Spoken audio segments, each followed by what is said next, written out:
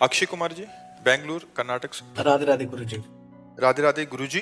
गुरुजी, मैं आध्यात्मिक नहीं हूँ और ना ही कभी घर में आध्यात्मिक का अभ्यास किया है, लेकिन मैं अब ये जान गया हूँ कि मानसिक शांति और सफलता के लिए आध्यात्मिकता महत्वपूर्ण है। अपने व्यवसाय में मैं एक जिम्मेदारी की स्थिति की ओर बढ़ रहा हूँ। कृपया मार्गदर्शन करें कि मैं अपने व्यवहार में क्या बदलाव लाऊं जिससे मेरी क्षमताएं और मानसिक शांति बढ़े और दूसरों को मैं प्रेरित कर सकूं। पहली बात, किसी पराई स्त्री की तरफ गंदी दृष्टि, गंदी क्रिया ये नहीं होनी चाहिए। अगर ये जीवन से हटा दोगे ना, बहुत सुंदर जीवन हो जाएगा। पहला, चरित्रवान, और दूसरा, व्यसन रहित, कोई नशा नहीं होना चाहिए किसी भी तरह का। तीसरा, अभक्ष पदार्थों के पाने का त्याग, मांस है, अंडा है, मछली है। या चौथा, कपट और छलपूर्ण बर्ताव, इसका त्याग कर दो। पांचवा, पकड़ लो जोर से, नाम जप, भगवत प्राप्ति हो जाएगी। इस लोक में भी सुखी रहोगे, परलोक में भी सुखी रहोगे। हमारी बात समझ गए? क्या क्या कहा बताओ? पहला, बेविचार। हाँ, बिल्कुल ठीक। दूसरा, वो मांस, अंडा, व्यसन, नशा त्यागना। तीसरा, आहार शुद्धि। हाँ, और चौथा, छल कपट व्यवहार शुद्धि। पांचवा, जोर से पकड़ लो, नाम जप। बिल्कुल ठीक हो जाएगा। सबके लिए है ये, आप ही के लिए नहीं। चाहे आप डॉक्टर हो, मास्टर हो, व्यापारी हो, कोई भी हो, ये 5 बातें आप अपने जीवन में उतार लो। यदि उन्नति को न प्राप्त होना तो हमें बताना। कभी कोई तुम्हारे अंगुली नहीं रख सकता, क्योंकि तुम धर्म से चल रहे हो तो धर्मो रक्षति रक्षिता। तुम धर्म की रक्षा कर रहे हो तो धर्म तुम्हारी रक्षा कर लेगा, और तुम हर डिपार्टमेंट में उन्नति को प्राप्त होगे। देखो, सब कुछ सही था रावण का, सब कुछ सही था। बहुत बड़ा भगवान शिव का भक्त था। आज भी शिव अभिषेक होता है तो रावण कृति स्तोत्रम जटाटवी गलज्ज्वल प्रवाह पावित पंडित लोग गाते हैं। उसका लिखा हुआ जो है ना, बहुत विद्वान, अद्भुत। लेकिन एक गंदी बात थी, पराई स्त्री के प्रति काम भाव, मिटिया मेट हो गया, वंश का विनाश हो गया। नहीं हो गया तो इसीलिए सबसे पहले नंबर में रखा है। माताओं बहनों की तरफ हमारा स्वाभाविक स्वभाव बना हुआ है, जिसको देखा उसी के प्रति गंदी भावना कर लेना या गंदी चेष्टा करने की बात आना, इसको छोड़ दो। पीछे जो हुआ उसे छोड़ो। आज से नियम पहला कि हम किसी माता बहन के साथ गंदा व्यवहार नहीं करेंगे, वो अपनी तरफ से कहे तो भी ठीक।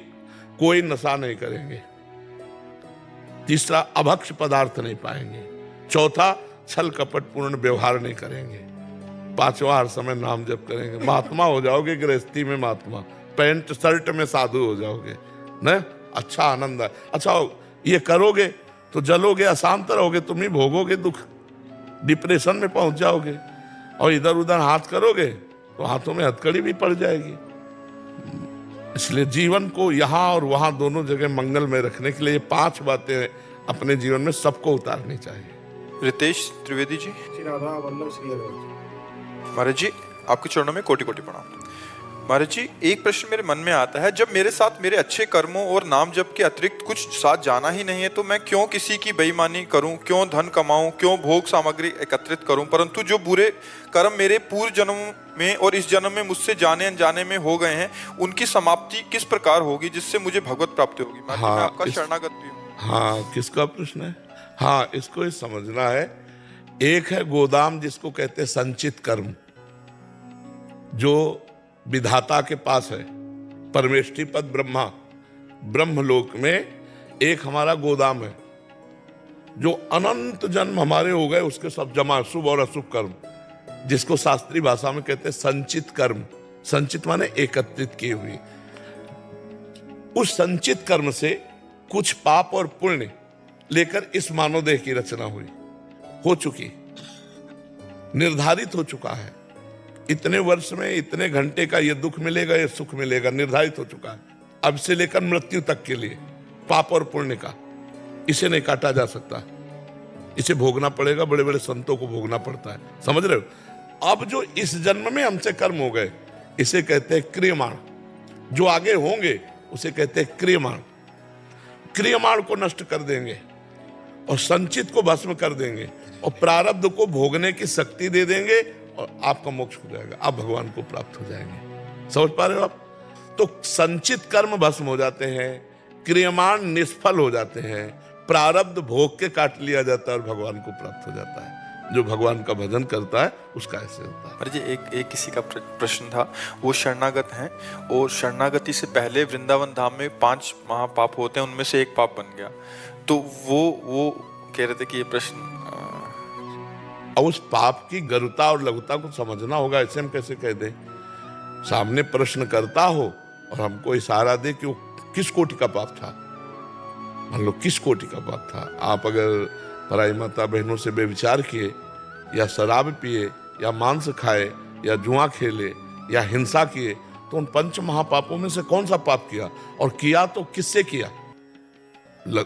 पाप की लघुता और पाप की श्रेष्ठता को देखा जाता है कि कौन किस, तब उसका निर्णय किया जाता है, तब उसका उपाय बताया जाता है कि आप ऐसा कर लो, वो क्षमा कर देंगे। शायद स्त्री साधक थे, वो कह रहे किसी पुरुष उससे शरणागति से पहले ऐसा पाप बन गया था वृंदावन धाम में, अभी शरणागति होने के बाद तो ऐसा होने, तो इसका समाप्ति के लिए क्या महाराज जी? हाँ, वृंदावन की रानी को प्रणाम करें और 3 परिक्रमा वृंदावन की लगावें और प्रार्थना करें कि अज्ञान के द्वारा हमसे गलती हो गई थी, आगे गलती नहीं होगी, तो धाम कृपा कर देगा। 3 परिक्रमा लगा लें वृंदावन की और वृंदावन की रजरानी को प्रणाम करके क्षमा मांगे तो क्षमा कर देंगे। वृंदाटवी माँ के समान करुणामयी है, तो अच्छा है, अभी प्रायश्चित कर लें तो अच्छा है। 3 परिक्रमा वृंदावन की लगा लें, उनसे बताओ शरीर को कष्ट दें। 1 दिन में 3 दिन में 3 नहीं, हाँ 1 दिन में 3 परिक्रमा लगाओ। चाहे रात्रि के 4 बजे से शुरू करो, 6 बजे हो जाएगी, फिर 10 बजे शुरू करो, फिर 1 बजे तक हो जाएगी, फिर शाम के शुरू कर दो, 1 कर लो। 24 घंटे में 3 परिक्रमा लगाओ, तब के अंतर्गत आ जाएगा। और उससे 24 घंटे के अंतर्गत 3 परिक्रमा लगाओ और वृंदावन को प्रणाम करके क्षमा मांगो। ऐसे नहीं कि आज लगा लियो, 15 दिन बाद फिर लगा लियो, फिर 10 दिन बाद नहीं, 3 परिक्रमा लगाओ। जिस शरीर ने सुख भोगा उसको कष्ट दो, रजरानी में कष्ट दो और प्रणाम करो वृंदावन को। पंकज जी ऑस्ट्रेलिया से, राधे राधे महाराज जी। महाराज जी, मैंने ज्यादातर ग्रंथों का अध्ययन तो नहीं किया, पर जितना पढ़ा है और सुना है उसमें ज्यादातर गरीबी की अवस्था में जीवन जीने से भगवान मिले हैं। महाराज जी, मेरा प्रश्न है कि भगवान गरीबी की अवस्था का मतलब ये नहीं, क्या पढ़ा है? चक्रवर्ती सम्राट अम्बरीश जी, चक्रवर्ती सम्राट ध्रुव जी, दैत्यराज प्रहलाद जी, दैत्यराज विभीषण जी, क्या पढ़ा है? गरीबी में भगवान नहीं मिलते। भगवान के चिंतन के लिए जो जो हमारे आकर्षण है, उन आकर्षणों का त्याग करने से भगवान मिलते हैं। जैसे ये शरीर है, इसमें प्रियता है, इसे हम भगवान को समर्पित करते हैं कि हम इससे पापाचरण नहीं होने देंगे, हम इसे सत्कर्म करेंगे, भगवान की सेवा करेंगे, समाज की सेवा करेंगे। हमारे पास धन है, हम दूसरों को सेवा में लगाएंगे, परिवार की सेवा में लगाएंगे, अधर्म पूर्वक धन नहीं कमाएंगे। समझ रहे हो ना? इसका मतलब ये नहीं कि फटे कपड़े हैं, गरीबी है तो भगवान मिल ही जाएंगे। भारत में गरीबी की कमी है क्या? तो कितनों को भगवान मिल रहे हैं? अगर ये सिद्धांत स्थापित किया जाए तो गांव में कैसी गरीबी होती देखा ना, तो क्या उनको भगवान मिल रहे हैं क्या? भगवान का जो चिंतन करने में बाधक भाव है, उनका त्याग करना है। अब गरीब है तो उसके स्त्री भी तो होगी ना, पुत्र भी होगा, शरीर भी है, घर है, चाहे झोपड़ी हो। अगर वो उतने में ममता करता है तो भगवान को प्राप्त नहीं कर पाएगा। और चक्रवर्ती सम्राट और भगवान का सब कुछ, जैसे दशरथ जी महाराज कह रहे हैं, नाथ सकल संपदा तुम्हारी, मैं सेवक समेत सुतनारी। अब क्या समस्या है? भगवान के सिवा हमारे पास जो कुछ है वो सब भगवान का है, बस इतना मानना, यही है गरीबी। गरीबी का मतलब नहीं है, उसे दरिद्रता कहते हैं। दरिद्रता में भगवान थोड़े मिलते हैं। गरीब आदमी के अंदर एक अभाव रहता है, धन का, भोगों का, आवश्यकताओं का। धनी आदमी के अंदर एक तृष्णा रहती है, भोगों की, धन की, आवश्यकता, तृष्णा, भोगे हुए भोग को और भोगने की इच्छा, पाए हुए धन को और पाने की इच्छा। दोनों बंधे हुए हैं, गरीब भी और धनी भी। आवश्यकता है भोग, आशा और तृष्णा का त्याग। वो कोई भी त्याग करे तो उसे भगवान की प्राप्ति हो जाएगी। सावई मना कृष्ण पदारविंदो, मन भगवान में लगा है, कोई बाधा नहीं, चाहे आप राजा हो, चाहे आप गरीब हो, चाहे धनी हो, कोई फर्क नहीं पड़ता। आपको भक्तों के चरित्र पढ़ने चाहिए, एक से एक महाभागवत, एक से एक धनी महाभागवत, एक से एक गरीब महाभागवत। ऐसा नहीं है कि गरीबों को ही भगवान मिलते हैं। जननी जनक बंधु सुतदारा, तन धनु धाम सुहृद परिवारा, सबकी ममता ताग बटोरी, मम पद मन ही बांधी बरी डोरी। यह भगवान की प्राप्ति। पत्नी पुत्र परिवार स्वयं से घर मकान धन संपत्ति सब मेरे प्रभु का है, सब मेरे चरणों में भगवान के ते अर्पित कर पाओ। तुम्ही जैसे भोग लगाते हो, पर्दा लगा के भोग लगाया, एक भी लड्डू कम नहीं होगा, वापस हो जाएगा, पर प्रसाद हो गया। अब वो भोजन नहीं, अब प्रसाद रहा। प्रसादे सर्व दुखा नाम हानि रस्यों पे जाते। सब कुछ भगवान का है। ईमानदारी से देखो, ईमानदारी से देखो। तुमने अपना शरीर रचा है क्या? तुमने अपनी बुद्धि रची है क्या? तुम्हारे पास जो कुछ है तुम्हारी पैदा की हुई है क्या?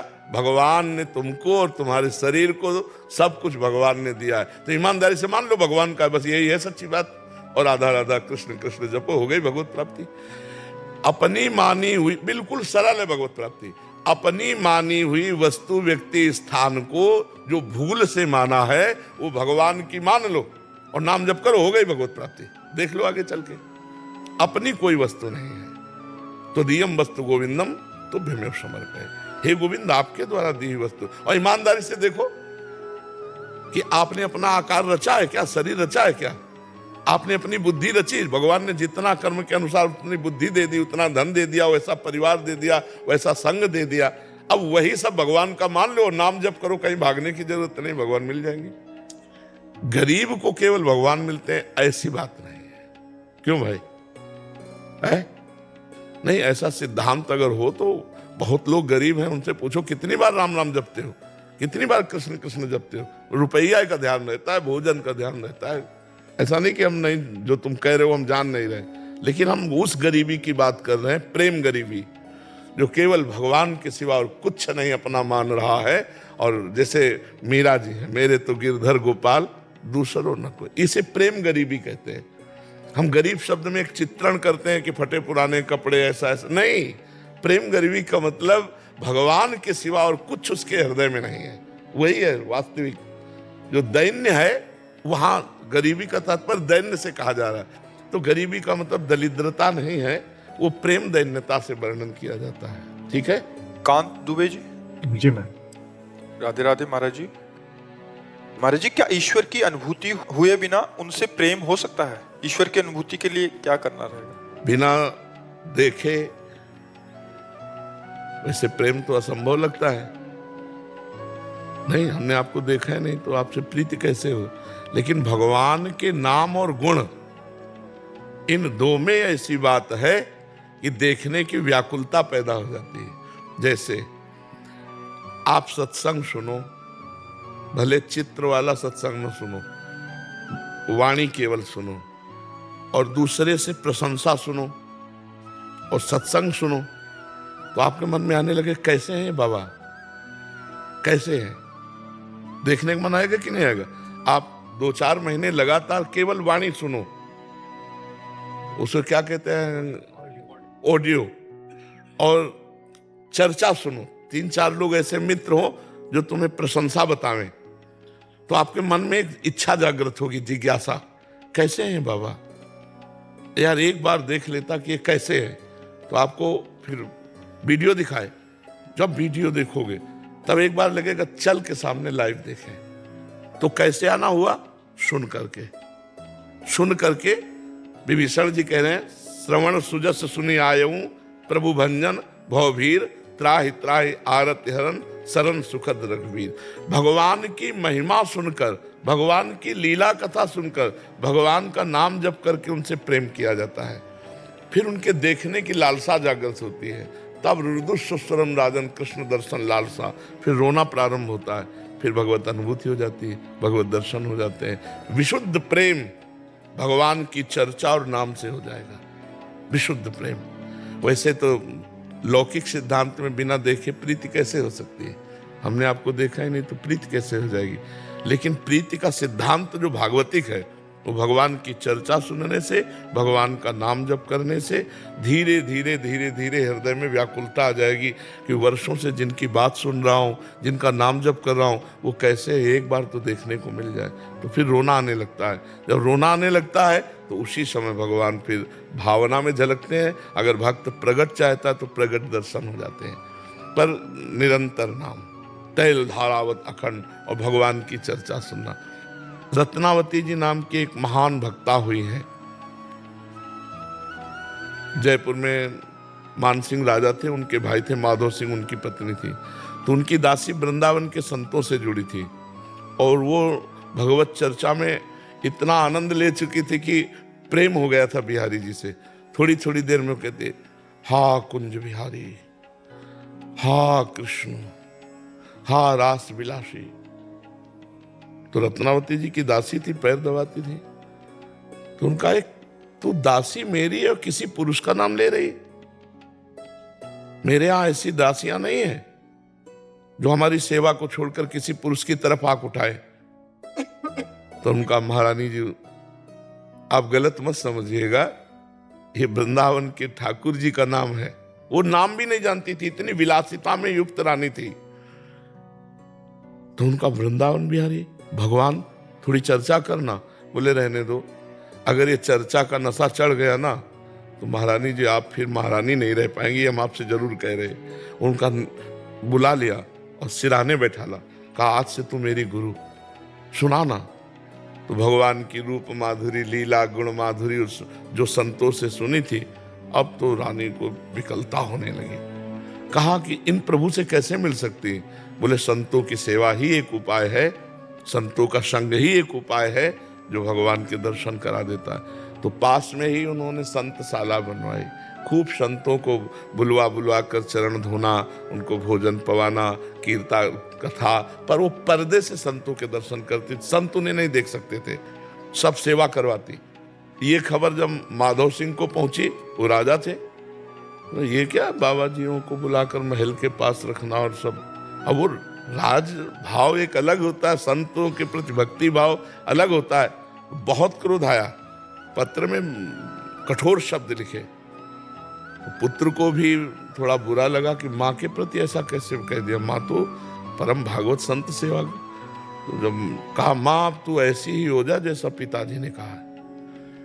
मुंडन करवा लिया, रानी थी और अब पर्दे से नहीं, संतों के बीच में आकर के कीर्तन करना।